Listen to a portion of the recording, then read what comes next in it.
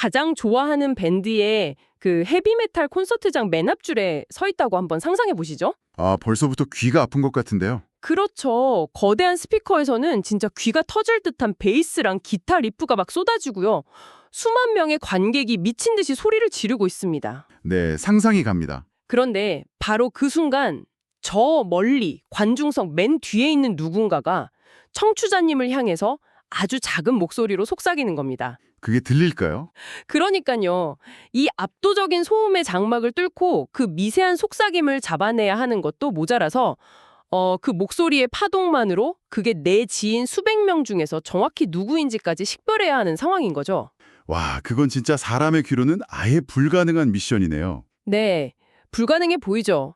하지만 늘 지적 호기심으로 새로운 지식을 탐구하시는 우리 청취자님, 오늘 우리가 다룰 현대전전, 그 치열한 세계에서는 이 불가능해 보이는 작업이 매 초, 매 순간 벌어지고 있습니다. 맞습니다. 아주 일상적인 일이죠. 그래서 이번 심층 탐구에서는 그 비밀을 한번 파헤쳐 보려고 합니다. 2021년 조널 오브 피직스에 발표된 연구 논문인데요. 제목이 바이스펙트럼 특징 처리 기반의 레이더 신호 변조 인식입니다. 제목이 약간 그 학술적이라 딱딱하게 들릴 수 있지만 내용 자체는 정말 흥미진진합니다. 네, 자 이제 본격적으로 파헤쳐 볼까요? 우리가 다룰 목적은 단순히 이 복잡한 정보를 나열하는 게 아니잖아요. 그렇죠. 핵심적인 통찰을 쏙쏙 뽑아내서 우리 청취자님의 소중한 시간을 아껴드리는 게 저희의 역할이니까요. 맞습니다. 그래서 먼저 이 콘서트장의 비유, 이게 현대 레이더 기술이 직면한 딜레마를 정확히 보여주는 거잖아요. 네, 아주 완벽한 비유입니다. 전장이라는 공간 자체가 아군이랑 적군의 통신 전파도 있고 또 의도적으로 막 방해하는 재민 공격에다가 자연계의 배경소음까지 무질서하게 뒤섞인 상태거든요. 그야말로 전자기파의 혼돈 상태네요. 맞아요. 논문에서는 이 환경을 로우 SNR, 즉 낮은 신호대 잡음비 상황이라고 부릅니다. 진짜 유의미한 레이더 신호보다 무의미한 잡음이 수십 배나 더 큰 극한의 환경인 거죠. 아, 잡음이 수십 배나 크다고요? 네. 그래서 과거 수십 년 동안 과학자들은 여기서 신호를 걸러내기 위해 크게 두 가지 접근법을 써왔습니다. 가능도 기반 방식, 그리고 특징 기반 방식이죠. 가능도 기반이랑 특징 기반. 근데 그 두 방식 모두 극한의 노이즈 앞에서는 한계가 명확했다는 게 이 논문의 출발점이잖아요. 정확합니다. 예를 들어서 그 가능도 기반 방식은 수신된 신호의 확률 밀도 분포를 수학적으로 쫙 분석해서 가장 정답일 확률이 높은 걸 찾아내는 기법인데 얼핏 들으면 이게 가장 논리적이고 완벽해 보이거든요. 수학적 확률에 기반하니까 당연히 그렇게 들리죠. 그런데 소음이 일정 수준을 넘어서 버리면 애초에 모델링해둔 그 확률 분포 자체가 심각하게 일그러져 버리는 거 아닌가요? 네, 바로 그 부분이 핵심입니다. 가능도 기반 방식은 이 신호는 이런 형태의 확률 분포를 가질 것이다. 이렇게 엄격하게 사전 수학적 모델을 만들어두고 철저히 거기에 의존하거든요. 아, 미리 정해둔 기준이 있다는 거군요. 맞아요. 노이즈가 적을 때는 이 모델이 진짜 기가 막히게 들어맞습니다. 하지만 아까 말씀드린 극단적인 로우 SNR 환경에서는 실제 들어오는 데이터랑 미리 설정해둔 모델 사이에 그 치명적인 모델 불일치가 생겨버립니다. 모델 불일치요. 네, 찾으려는 철우답의 기준점 자체가 소음에 휩쓸려서 엉뚱한 것으로 이동해버리는 거죠. 와, 기준점이 이동해버리면 아예 정답을 맞힐 수가 없겠네요. 그럼 반대로 특징 기반 방식은 어떤가요? 신호의 진폭이나 위상, 주파수 같은 특정 모양만 쏙 뽑아내서 분류하려는 시도잖아요. 네, 맞습니다. 근데 이건 역시 노이즈에 너무 취약하다는 아주 치명적인 약점이 있습니다. 아, 마치 해상도가 너무 떨어지고 노이즈가 잔뜩 낀 그 흐릿한 CCTV 화면에서 사람 얼굴 윤곽선만 보고 누구인지 특정하려는 것과 비슷하네요. 오, 아주 정확한 비유예요. 화면에 작은 픽셀 하나만 옮겨줘도 인공지능이 전혀 다른 사람으로 잘못 인식해버리잖아요. 그렇죠. 엉뚱한 사람을 범인으로 지목할 수도 있고요. 네. 결국 기존의 어떤 이론적인 모델이나 단순한 특징 추출만으로는 아까 말씀하신 그 헤비메탈 콘서트장의 소음을 도저히 이길 수 없었다는 결론이 나옵니다. 그럼 여기서 질문이 생기는데요.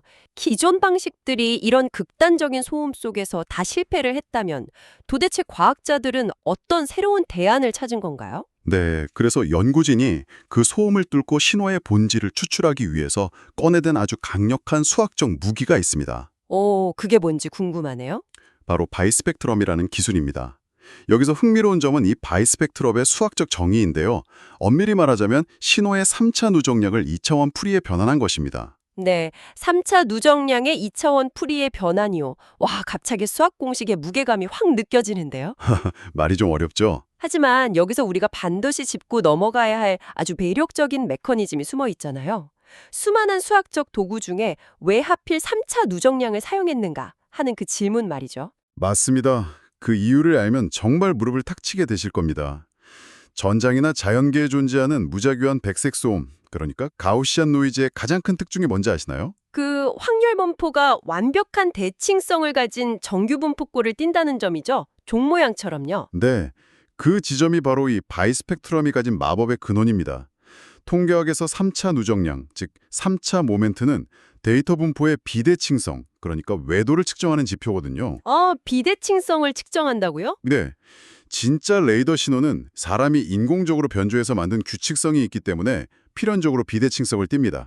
하지만 가우시안 노이즈는 완벽하게 좌우 대칭이잖아요. 그렇죠. 거울처럼 완벽한 대칭이죠. 그럼 완벽히 대칭인 데이터의 비대칭성을 수학적으로 구하려고 하면 결과가 어떻게 나올까요? 비대칭성이 전혀 없으니까 당연히 0이 되어버리겠네요. 맞습니다. 바로 그겁니다.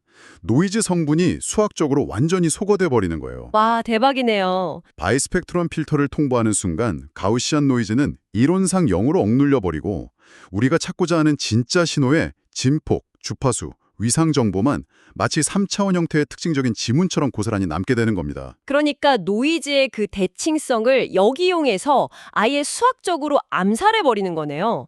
정말 우아한 방법입니다. 그런데 여기서 정말 흥미로워지는 부분이 있는데요. 어떤 부분이죠? 논문의 데이터를 꼼꼼히 보면 이 완벽해 보이는 무기에도 치명적인 약점이 하나 있더라고요. 신호대 잡음비, 그러니까 SNL이 0데시벨 이하로 떨어질 때 말이죠. 아, 네.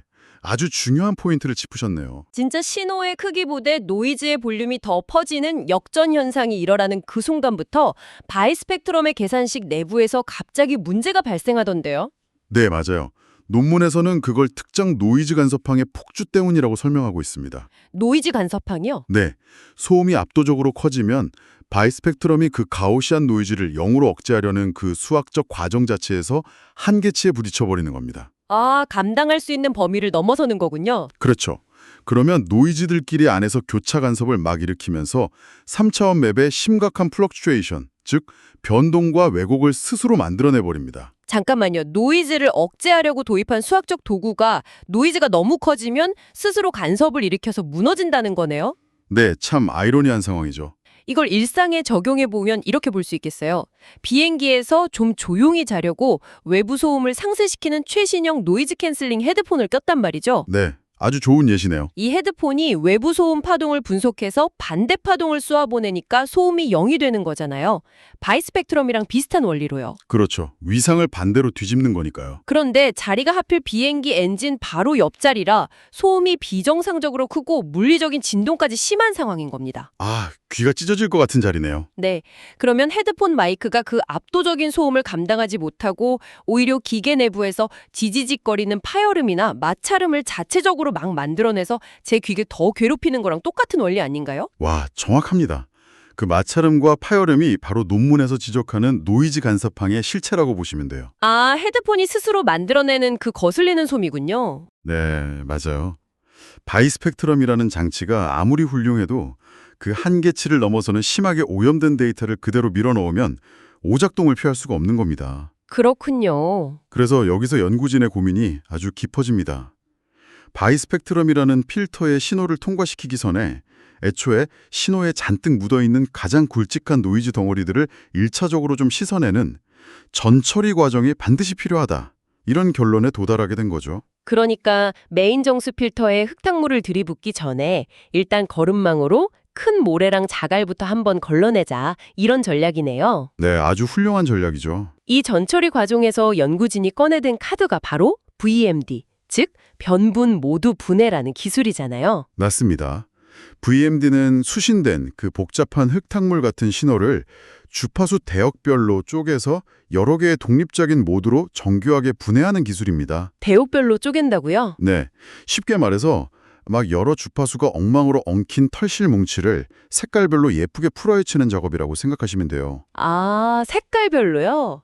이해가 확 되네요. 이 분해 과정을 거치면 어느 가닥이 진짜 레이더 신호고 어느 가닥이 무의미한 배경 노이즈인지 구별하기가 한결 수월해지거든요. 확실히 엉켜있을 때보단 낫겠죠. 그런데 이 VMD 기술을 실전에 딱 적용하려고 할 때 직면하는 가장 큰 난관이 하나 있습니다. 그게 뭔가요? 바로 페널티 요소, 즉 알파 값을 도대체 어떻게 설정하느냐 하는 문제입니다. 아, 그 알파 값. 그게 VMD가 신호를 분해하는 대역폭. 그러니까 해상도의 한계를 결정하는 아주 핵심적인 파라미터잖아요. 맞습니다.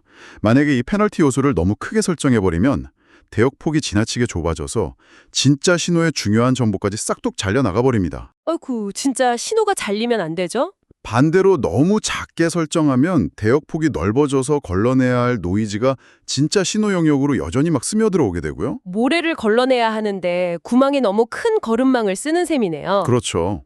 그래서 매번 시시각각 변화하는 전장의 노이즈 상황 속에서 이 완벽한 균형점, 그 최적의 페널티 요소를 찾는다는 건 인간의 직관이나 고정된 수식으로는 거의 불가능에 가깝습니다. 네, 그래서 연구진이 이 난제를 풀기 위해서 아주 뜻밖의 곳으로 시선을 돌리게 되잖아요. 바로 자연 생태계예요. 네, 맞아요. 인공 벌떼 알고리즘, 즉 ABC의 등장이죠. 사이버 전자전의 복잡한 수학적 문제를 해결하는데 그 꿀벌들의 꿀채집 방식을 모방한 알고리즘을 쓴다는 발상이 저는 진짜 너무 흥미롭더라고요. 전체적인 맥락에서 보면 이게 진짜 기발한 아이디어입니다. 벌들이 광활한 들판에서 가장 꿀이 많은 꽃을 찾아내는 과정을 수학적 최적화에 그대로 적용한 거거든요. 벌들이 어떻게 찾죠? 정찰벌이 막 무작위로 날아다니면서 가능성 있는 값들을 탐색합니다. 그러다가 꿀의 양이 많은 곳을 딱 발견하면 특유의 춤을 춰서 일벌들을 그쪽으로 확 집중시키는 거죠. 아, 팔자춤 같은 거 말이죠. 네, 맞아요. 이 알고리즘이 복잡한 다차원 공간에서 전역 최적화를 빠르고 정확하게 찾아내는데 정말 탁월한 성능을 보입니다. 그런데 여기서 핵심은 이 가상의 벌들이 여기가 꿀이 많다 라고 판단하는 그 수학적인 기준이 도대체 뭐냐는 거잖아요. 네, 아주 중요한 질문입니다. 벌들이 그냥 무작정 날아다니는 게 아니라 명확한 목표 함수를 따라 움직이는데 연구진은 그 척도로 포락선 엔트로피라는 걸 설정했더라고요. 네, 엔트로피라는 개념이 여기서 등장하죠. 청취자님, 여기서 엔트로피라는 물리적 개념을 한번 떠올려 보시죠. 엔트로피는 시스템의 무질서도를 의미하잖아요. 레이더 기지에서 쏜 진짜 신호는 아주 철저하게 계산되고 변조된 형태를 띠고 있죠.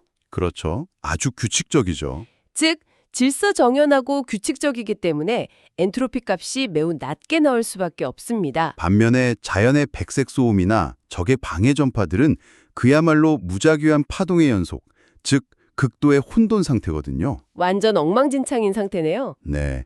그러니까 당연히 엔트로피 값이 미친 듯이 치솟게 되죠. 아하, 그러니까 인공 벌떼들을 풀어서 엉망진창인 방을 막 정리하게 하는데 그 기준이 물건들의 무질서도, 즉 엔트로피인 거군요. 맞습니다. 비유하자면 질서 정연한 건 진짜 신호 서랍에 예쁘게 넣고 무질서한 건 노이즈 쓰레기통에 확 버리는 거죠. 그러니까 무수히 많은 페널티 요소 값들을 대입해 보면서 분해된 신호들의 엔트로피를 계산하고 그 무질서도 수치가 가장 낮아지는 지점을 찾는 거네요. 네.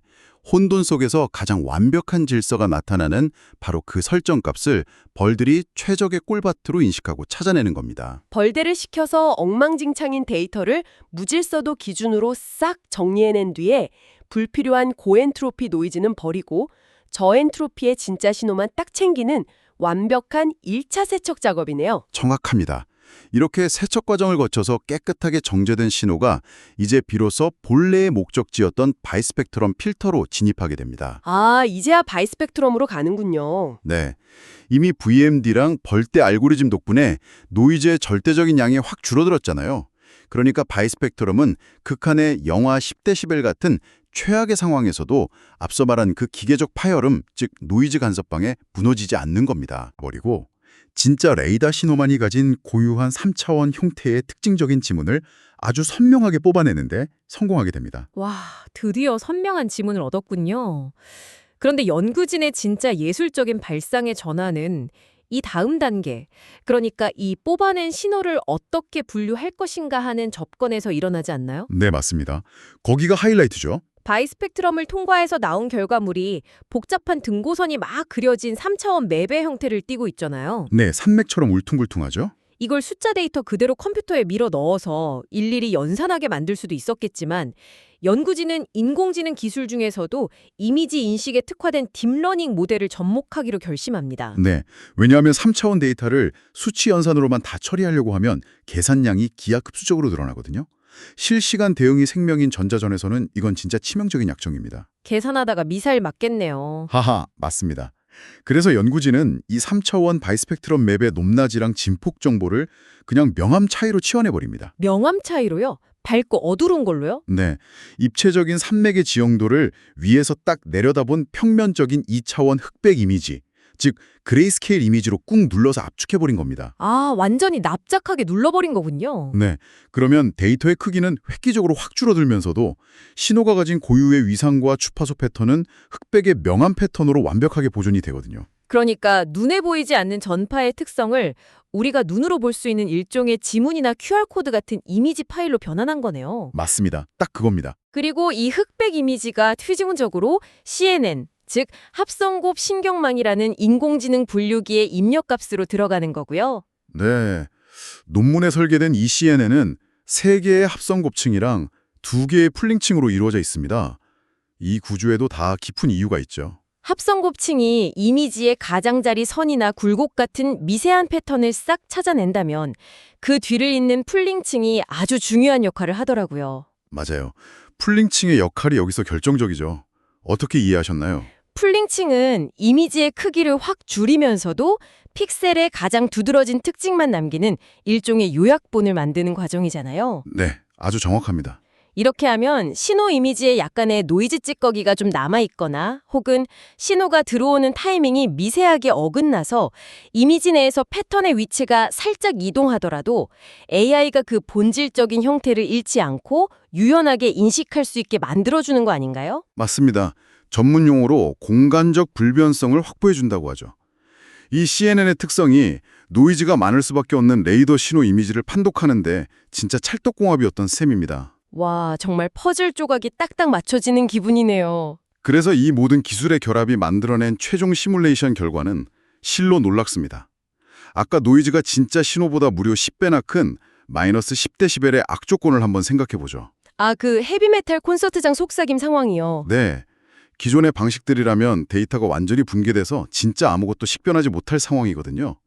하지만 VMD 전처리를 거쳐서 흑백 이미지로 변환된 이 데이터는 그 극한 상황에서도 시각적인 뚜렷한 특징을 놀랍게도 그대로 유지했습니다. 정말 형태가 살아남았단 말이죠? 네, 그 결과 0대11 미만의 환경에서 이 새로운 CNN 기반 시스템은 기존의 모델들을 완전히 압도하면서 무려 90%에 가까운 인식률을 기록했습니다. 와, 노이즈가 10배나 덮고 있는데 정답을 90% 확률로 맞춘다는 건 정말 경이로운 수치네요.